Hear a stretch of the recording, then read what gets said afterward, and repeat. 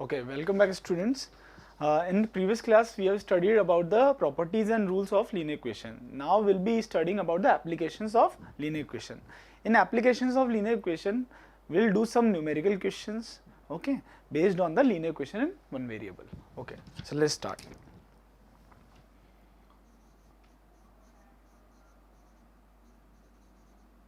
Applications of linear equation.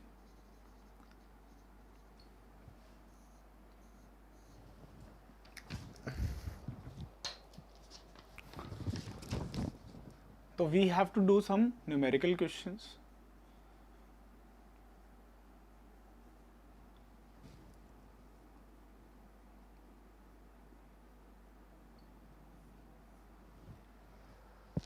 So in previous class we have taken around 6 questions based on the rules and the properties of linear equation. Now we'll take some numerical questions or word problems. So instead of numerical questions, we'll take word problems because numerical questions we have taken in the previous class. We'll take some word problems. Okay.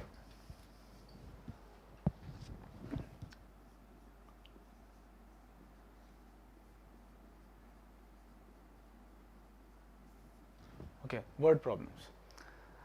Now in word problems we have a question which is having a sentence, 2 or 3 statements, and from that we have to extract the data. Okay, हमारे पास कुछ lines होती है question की, statements होते हैं 2 या 3, उससे हमें डेटा एक्सट्रैक्ट करना होता है और इक्वेशन बनानी होती है. ये होती है वर्ड प्रॉब्लम्स. ठीक है, पहला हम क्वेश्चन देखते हैं, फिर हम देखते हैं कि उस स्टेटमेंट से हम वर्ड प्रॉब्लम्स को कैसे सॉल्व करते हैं, कोई स्टेटमेंट से डेटा को कैसे एक्सट्रैक्ट करते हैं. ठीक है, तो question number 1, if 7 is subtracted from 5 times a number, the result is 63. Find the number. See, this is the question. If 7 is subtracted from 5 times a number, the result is 63. Find the number. अब ये है एक word problem. Word problem में कुछ statement लिखा हुआ है, एक ही लाइन का स्टेटमेंट है. हम जब आगे बढ़ेंगे, आगे और क्वेश्चंस करेंगे, तो हमें 2 लाइन, 3 लाइन, 4 लाइन के स्टेटमेंट्स मिलेंगे. अब स्टेटमेंट से हमें इक्वेशन बनाना पड़ेगा, क्योंकि इक्वेशन जब बनेगा तभी तो क्वेश्चन सॉल्व होगा. ठीक है, तो अब हम इस क्वेश्चन को देखते हैं. क्या लिखा हुआ है? 7 is subtracted from 5 times a number. अब हमें थोड़ा सा कंफ्यूजन होता है कि सर सॉल्व कैसे करें, स्टार्ट कैसे करें. हमें फाइंड क्या करना है? उस नंबर को फाइंड करना है. तो इन क्वेश्चंस को कैसे सॉल्व करते हैं? सबसे पहले आप देखो कि नंबर जब सेंटेंस लिखा हुआ है तो नंबर के पास में क्या लिखा हुआ है. नंबर हमारा कहाँ लिखा हुआ है? यहाँ पे. नंबर के पास लिखा हुआ है 5 टाइम्स अ नंबर. तो सबसे पहले नंबर को कुछ लेट कर लीजिए. Solution, let number be x. हमने उस नंबर को x मान लिया. तो 5 टाइम्स अ नंबर, x का 5 times, that is equals to 5x. ठीक है, तो जो नंबर के पास में स्टेटमेंट में लिखा हुआ है हम सबसे पहले वो सॉल्व करेंगे, फिर जो दूर लिखा हुआ है उसको सॉल्व करेंगे. If 7 is subtracted from 5 times a number, 5 times a number में से हमें 7 को सब्ट्रैक्ट करना है, तो -7. Okay, the result is 63. इसको सॉल्व करने पे हमारे पास आंसर क्या आया? 63. तो इस स्टेटमेंट से हमने क्या बनाया? एक इक्वेशन बना ली. अब हम इसे सॉल्व करते हैं. तो मैंने आपको बताया था जो भी वेरिएबल वाले टर्म है वो एक तरफ, कांस्टेंट वाले दूसरी तरफ. तो 5x इक्वल्स टू 63, -7 उधर जाएगा तो +7. Then 5x comes out to be 70 and x will be equals to 70 upon 5, that is equals to 14. तो what is the value of x? x is 14. तो number is 14. Okay, so let us take another question.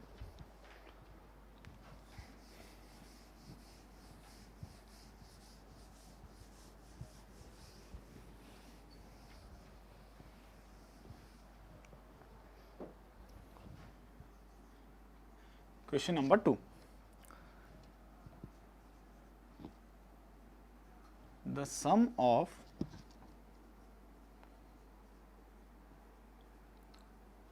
two consecutive numbers is 53. Find the numbers. So the question is, the sum of two consecutive numbers is 53. Find the numbers. दो consecutive numbers का sum 53. Consecutive क्या होते हैं? Consecutive वो numbers होते हैं जो एक के बाद next जो number होता है वो दो number को, जैसे 2 के बाद 3 आता है, then 2 and 3 are consecutive numbers. Just next जो number होता है उसे हम consecutive number बोलते हैं. The preceding one and the succeeding one. Okay? Like the consecutive number of 11 is 11. Then after 11 there is 12. So 11 and 12 are consecutive number. 10 and 11 are consecutive numbers. Okay. So we want only two consecutive number. So let us take one consecutive number as x. Solution. Let us take one number as x and then another consecutive number will be x plus 1, the succeeding number. X plus 1. So we have two numbers. One is x, another one is x plus 1. हमने दो consecutive numbers लिए हैं, एक को x माना है तो दूसरे को x plus 1 मान लिया है. तो अब बोला हुआ है the sum of two consecutive number is 53. दो consecutive number का sum, इन दोनों number का sum कितना है? 53. इसे हम solve करते हैं. x plus x is 2x. 1 को उधर लेके जाएंगे तो -1 हो जाएगा. तो 2x इक्वल्स टू 52. तो x की वैल्यू क्या आएगी? 52/2, दैट इज 26. x की वैल्यू क्या आई? 26.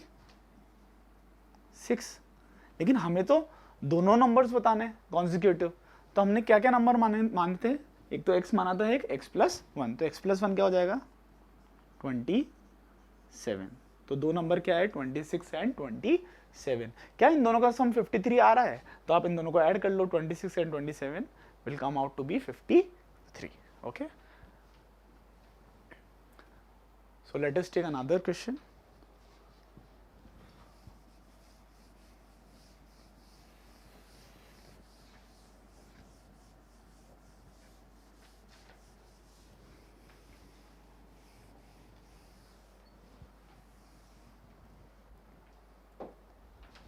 Question number 3.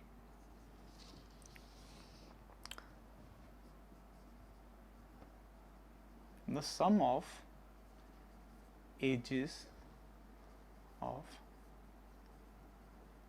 father and son is 48 years. 48 years. The quotient obtained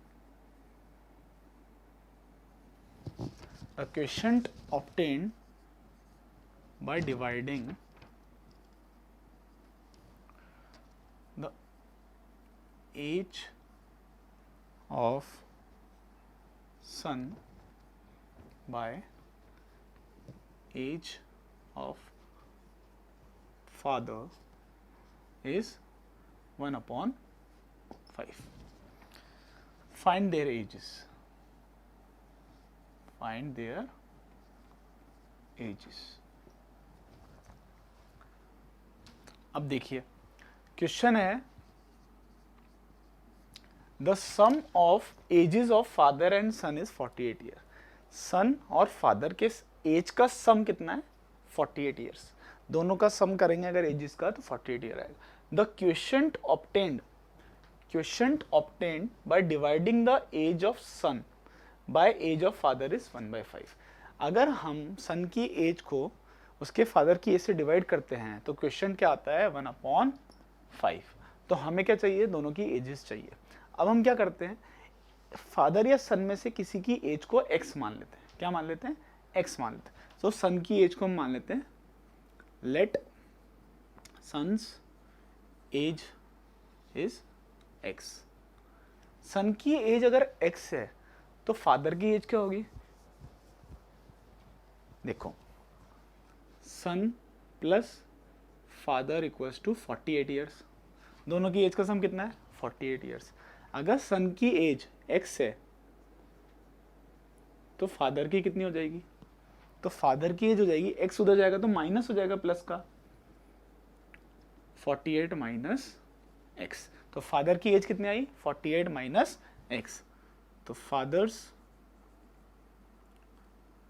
as is 48 minus x। 48 minus x कहाँ से आया है, यहाँ से आया। आप इसको चेक कर लीजिएगा, ठीक है। तो अगर हम by dividing the age of son, son की एज से फादर की एज को अगर हम डिवाइड करते हैं तो क्वेश्चन क्या आता है 1/5। अब हम क्रॉस मल्टीप्लाई करेंगे, 5 को x से मल्टीप्लाई करेंगे तो कितना आएगा 5x, और 48 माइनस एक्स को 1 से करेंगे तो 48 माइनस एक्स, ठीक है। तो माइनस एक्स इधर आएगा तो प्लस एक्स हो जाएगा, तो 5x plus x equals to 48। Okay, मैं यहाँ सॉल्व कर रहा हूँ। 5x plus x equals to 48। 5x और x कितना होता है 6x इक्वल्स टू 48। तो x की वैल्यू आ जाएगी हमारे पास 48/6। तो x की वैल्यू आई 8। x की वैल्यू कितनी आई 8। तो सन की एज क्या हुई 8 ईयर्स, और फादर की एज क्या हो जाएगी 48 minus x, 48 minus 8, that comes out to be 40 years. क्या इन दोनों का सम 48 आ रहा है, हाँ आ रहा है। इन दोनों को डिवाइड करने पे 1/5 आ रहा है, 8/40, 8 1 ज़ा 8, 8 5 ज़ा 40, बिल्कुल सही। तो आप रीचेक भी कर सकते हैं कि हमारा आंसर सही है कि नहीं, ठीक है। आप वीडियो को पॉज कर लेना, पॉज करने के बाद इसको चेक करना कि आंसर सही आ रहा है कि नहीं आ रहा है, ठीक है। हम नेक्स्ट क्वेश्चन पे चलते हैं, question number 4।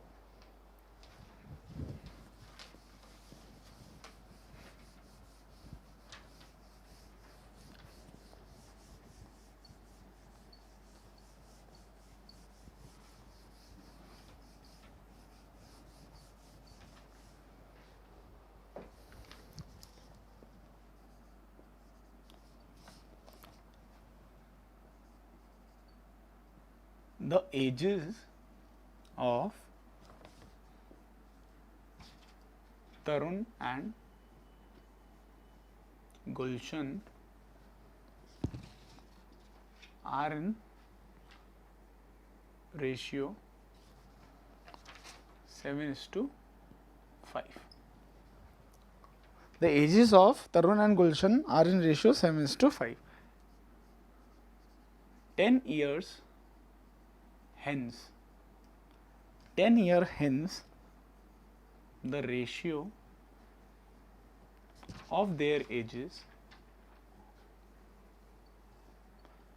becomes 9/7. Okay, find their ages, find their or present ages.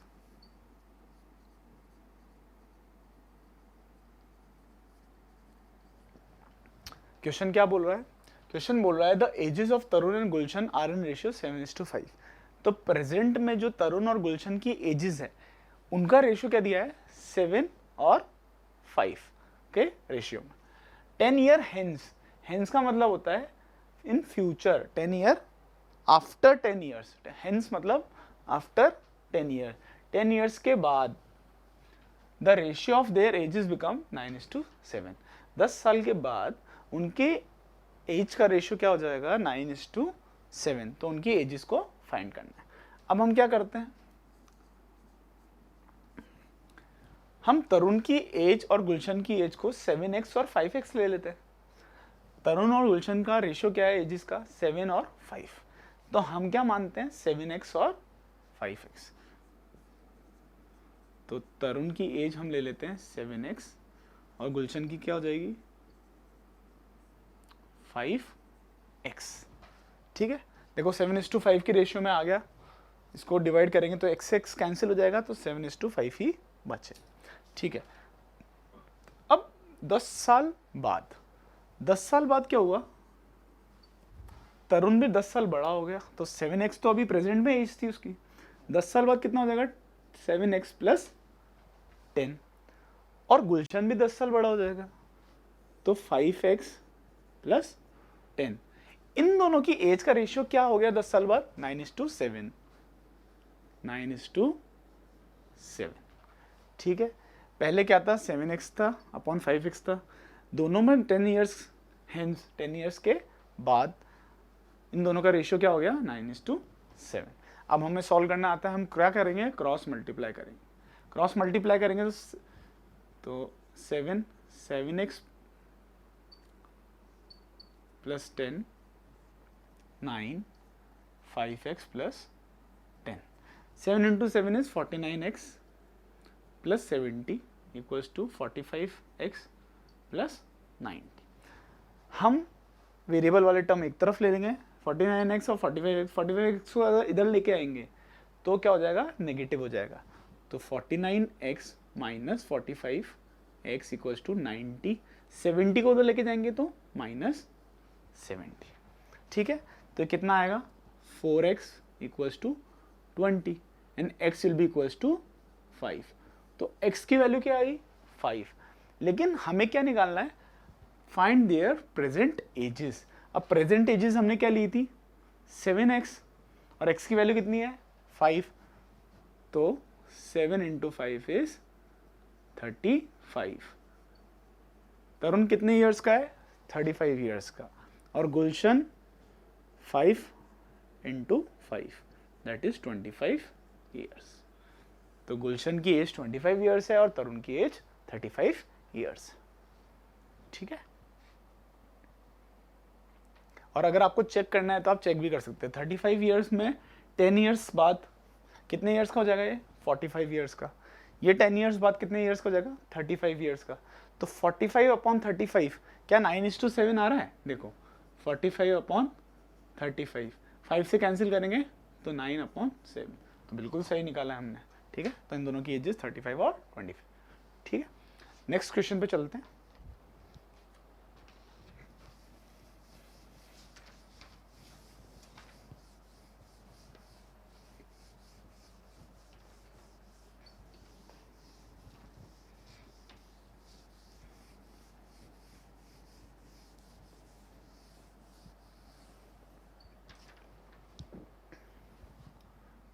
Question number 5.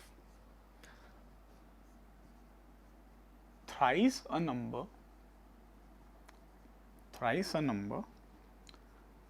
when increased by 6 gives 24. Find the number. बोला है thrice a number when increased by 6 give 24। अब ये स्टेटमेंट है, statement से हमें क्या बनाना है? इक्वेशन बनाना है। इक्वेशन बनाने के लिए मैंने आपको बताया था किसी भी नंबर को क्या मान लेंगे? x मान लेंगे। Let number be x। हमने इस नंबर को क्या मान लिया? x। अब सॉल्व कैसे करते हैं? सॉल्व करने के लिए मैंने जब आपको फर्स्ट क्वेश्चन बताया था तब बोला था कि नंबर के पास में जो चीज़ लिखी हुई है हम सबसे पहले उसको सॉल्व करेंगे। नंबर के पास सबसे पहले लिखा हुआ है thrice a number. Thrice is 3 times. Thrice is 3 times. तो नंबर का हमें क्या करना है? 3 टाइम्स करना है। तो नंबर हमारा x है तो 3 टाइम्स क्या हो जाएगा? 3x। तो थ्राइस अ नंबर क्या हुआ? 3x। Thrice a number when increased by 6। किसी नंबर के थ्राइस को 6 से इंक्रीज किया, मतलब 3x था, थ्राइस हो गया प्लस 6। उससे हमें आंसर क्या मिला 24। क्या मिला 24। Thrice a number when increased by 6 gives 24। अब हम इसे सॉल्व करेंगे। ये वेरिएबल वाला टर्म है, इसको एक तरफ रहने देते हैं, और ये कांस्टेंट टर्म है, तो 6 इधर जाएगा तो क्या हो जाएगा -6। तो 3x equals to 18, x is equals to 18/3। तो x की वैल्यू कितनी आई? x की वैल्यू हमारे पास आई है 6। ठीक है, तो नंबर क्या है 6 है। हम एक बार चेक भी कर लेते हैं कि सही कि नहीं। थ्राइस अ नंबर, ये नंबर है 6 का थ्राइस इज 18। 18 में जब 6 ऐड करेंगे तो क्या आएगा 24। तो 24 आ रहा है, बिल्कुल सही है। ठीक है, नेक्स्ट क्वेश्चन पे चलते हैं।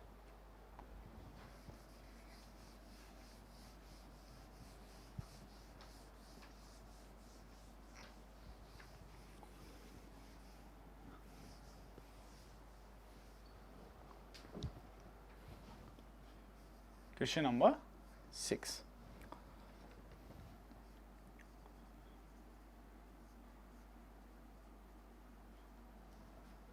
The difference between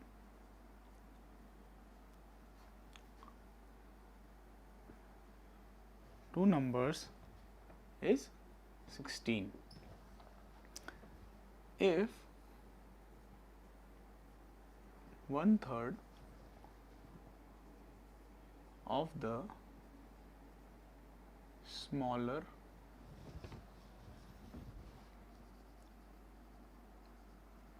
number is greater than 1/7 of larger number by 4, then what are the two numbers? ठीक है, अब क्वेश्चन क्या लिखा है? सबसे पहले आप वीडियो को पॉज करेंगे, ठीक है, क्वेश्चन पढ़ेंगे, खुद से ट्राई करेंगे सॉल्व करने का। अगर नहीं होता है तो आप सोल्यूशन चेक करेंगे। हम लोग चालू करते हैं। क्वेश्चन क्या लिखा है? The difference between two numbers is 16। कोई दो नंबर है, दो नंबर का डिफरेंस कितना है 16 है। एक नंबर बड़ा होगा, एक नंबर छोटा होगा, उन दोनों का डिफरेंस आएगा हमारे पास 16। 1/3 ऑफ स्मॉलर नंबर, छोटे वाले नंबर का 1/3 is greater than 1/7 of larger number by 4। छोटे वाले का 1/3 और बड़े वाले का क्या 1/7। छोटे वाले का 1/3 इज ग्रेटर, छोटे वाले नंबर का जब 1/3 निकालेंगे वो बड़े वाले नंबर के 1/7 से बड़ा होगा। कितना बड़ा होगा? बाय 4। ठीक है, क्वेश्चन को समझना बहुत इंपॉर्टेंट है, ये अच्छा क्वेश्चन है, this is a good question. ठीक है, क्वेश्चन को अगर आप नहीं समझेंगे तो आप इक्वेशन नहीं बना पाएंगे, इक्वेशन नहीं बना पाएंगे तो सॉल्व नहीं होगा। तो क्वेश्चन को समझना इंपॉर्टेंट है। फ्रैगमेंट्स में तोड़ लीजिए क्वेश्चन को, एक लाइन पहले सॉल्व कीजिए, फिर नेक्स्ट पार्ट छोटा छोटा करके फ्रैगमेंट्स बनाइए, क्वेश्चन को समझिए, उससे इक्वेशन बनाए और फिर सॉल्व करें। Okay, so the question number 6 is the difference between two numbers is 16। दो नंबर का डिफरेंस कितना है 16 है। If 1/3 of a smaller number is greater than 1/7 of larger number by 4, then what are the two numbers? अब हमें इस question को पहले समझना है, बाद में एक एक करके एक एक लाइन पढ़ के इसकी इक्वेशंस बनानी है और उसके बाद सॉल्व करना है। एक अच्छा क्वेश्चन है, तो इसको आप वीडियो पॉज करके और ट्राई करना। ठीक है, जब अगर कोई गलती होती है तो वीडियो देख के चेक करना है। ठीक है, हम चालू करते हैं। The difference between two numbers is 16। दो नंबर है, दोनों नंबर का डिफरेंस कितना है 16 है। तो अगर मैं एक नंबर को x मान लेता हूं, एक नंबर को x मान लेता हूं और दोनों नंबर का डिफरेंस कितना है 16, और दूसरे नंबर को हमें क्या मानना पड़ेगा? देखो, एक नंबर को x माना, दूसरे नंबर को हम y मान लेते हैं। ठीक है, y मान लिया, तो दोनों नंबर का डिफरेंस कितना है 16 है, दोनों नंबर का डिफरेंस है हमारे पास 16। तो y की वैल्यू क्या होगी, ये 16 इधर आएगा तो माइनस हो जाएगा और y उधर जाएगा तो पॉजिटिव हो जाएगा। तो y की वैल्यू होगी x माइनस 16। अगर एक नंबर x है तो दूसरा नंबर क्या होगा, x माइनस 16। ठीक है, इन दोनों का डिफरेंस कितना आना चाहिए, 16 आना चाहिए। देखो डिफरेंस निकाल के देख लो, x माइनस 16। तो जब हम ओपन करेंगे तो ये आएगा x कैंसिल 16 आएगा। तो हमने करेक्ट निकाला है, एक नंबर x है और दूसरा नंबर x माइनस 16 है। ठीक है, आगे हम सॉल्व करते हैं। चलो, तो पहला लाइन हमें सॉल्व कर दी, दो नंबर है, एक x है, x माइनस 16 और दोनों का डिफरेंस कितना है 16। इफ 1/3 ऑफ स्मॉलर नंबर, अब आपको यहाँ पता नहीं चलेगा कि कौन सा नंबर स्मॉलर है और कौन सा नंबर लार्जर है।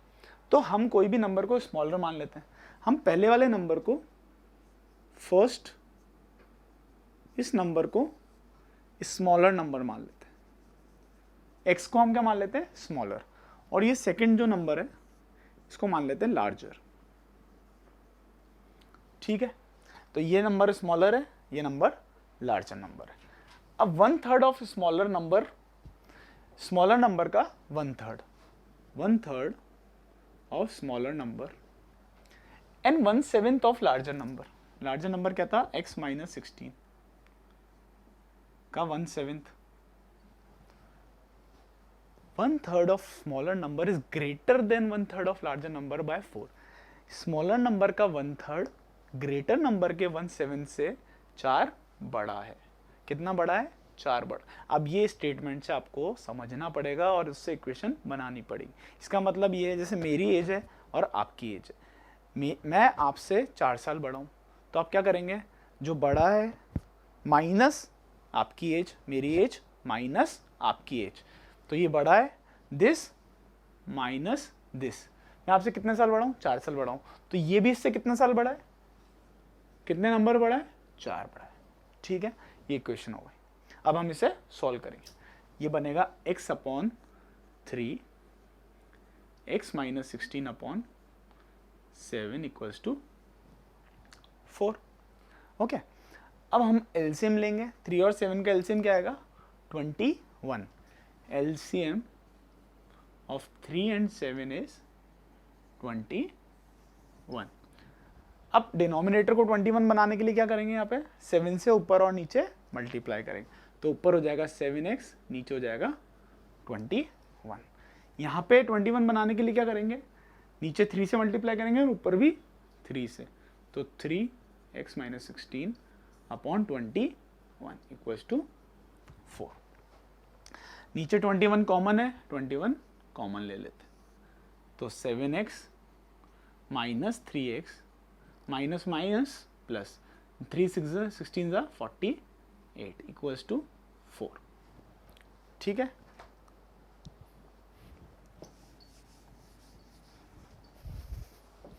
आगे इधर सॉल्व करते हैं।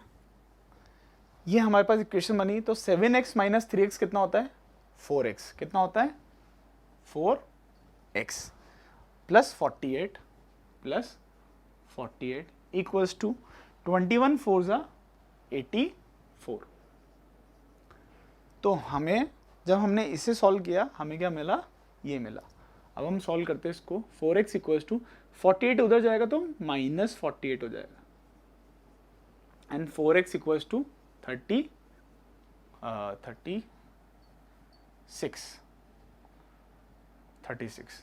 4x इक्वल्स टू 36, तो x की वैल्यू कितनी आएगी, 36 अपॉन 4 दैट इज 9। तो हमारा जो हमने स्मॉलर नंबर माना था x, उसकी वैल्यू 9 आई, तो दूसरा नंबर क्या हो जाएगा, x माइनस 16। x माइनस 16, एक नंबर हमारा 9 आया और दूसरा नंबर 9 माइनस 16, तो दूसरा नंबर हो जाएगा जो x माइनस 16 है हमारा, वो बन जाएगा 9 minus 16 that is equals to minus 7।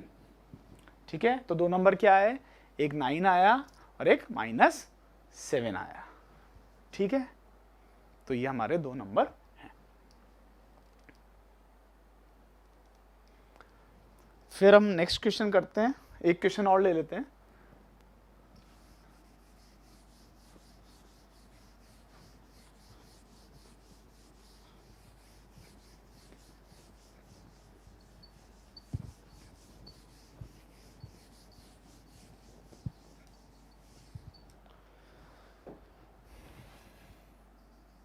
Question number 7. 9 added to thrice a whole number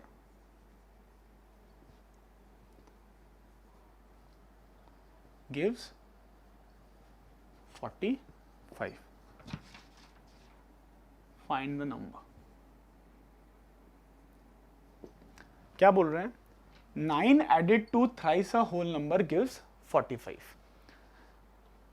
इसका सोल्यूशन, सबसे पहले होल नंबर क्या होता है? होल नंबर वो नंबर होते हैं जो 0 से स्टार्ट होते हैं और पॉजिटिव इनफाइनाइट तक जाते हैं। 0, 1, 2, 3। नेगेटिव नंबर होल नंबर का पार्ट नहीं होते हैं। तो इनने क्या बोला है, अब मैंने आपको बताया था सॉल्व करना। किसी भी नंबर को हम क्या मान लेते हैं? x।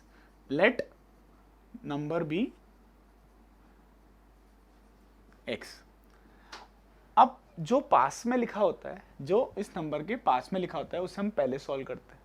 तो क्या लिखा है? Thrice a whole number. ये नंबर x है, x का थ्राइस कितना होगा?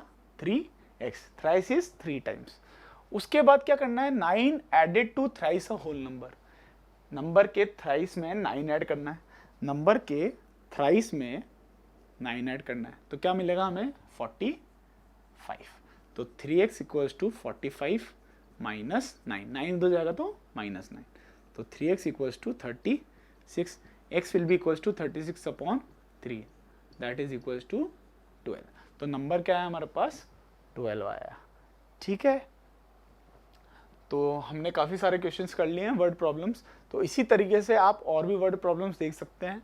ठीक है, वर्ड प्रॉब्लम्स में मेन आपको ये ध्यान रखना है कि सबसे पहले स्टेटमेंट बहुत अच्छे से पढ़ना है, उसको समझना है, नंबर को x मानना है, x या कोई भी वेरिएबल लेना है, उसके बाद उसकी इक्वेशन बनानी है और अच्छे से सॉल्व करना है। तो ये था हमारा applications of linear equation. In next class will be studying about will be doing DPPs and model questions. Okay, thank you.